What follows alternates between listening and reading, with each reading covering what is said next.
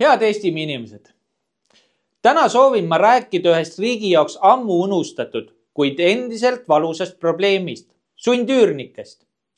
Kui Eesti taasiseseisvus, soovis meie riik parandada NSV Liidu tehtud ülekohut ja tagastada vara endistele omanikele. See tundus õiglane samm.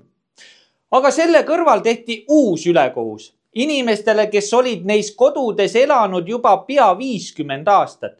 Neile öeldi, te peate lahkuma, aga teile antakse asemele samaväärne kodu või makstakse õiglane hüvitis. Lubadus anti, aga seda ei täidetud. Pärast kinnisvarareformi taganeti kõigist lubadustest.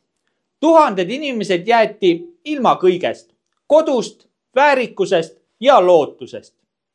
See oli meie oma Eesti Vabariigi poolt sooritatud inimsuse vastane riiklik kuritegu. Pärast küüditamisi üks suurimaid siseriiklikke häbiplekke. Aastate jooksul on olnud erakondi, kes lubasid seda probleemi lahendada, kuid tulutult. Täna rohkem kui 30 aastat hiljem tundub, et riik mängib lihtsalt ajale. Küll kannatanud surevad ära ja probleem kaob iseenesest. Aga riik eksib, sest neil inimestel on lapsed ja lapselapsed, kes teavad, mis juhtus ja kes ei kavatse seda unustada. See ebaõiglus hõõgub tuha all edasi. Plaan B ütleb aitab. See teema tuleb lõpuks ära lahendada. Seetõttu kutsun sind hea Eestimaa inimene ja kõiki parteisid, kellel veel on südametunnistus. Tule meiega Riigikogu ette 11. novembril kell 11.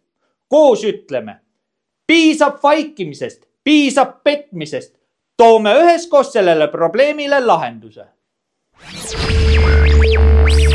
Meil on Eestile plaan B.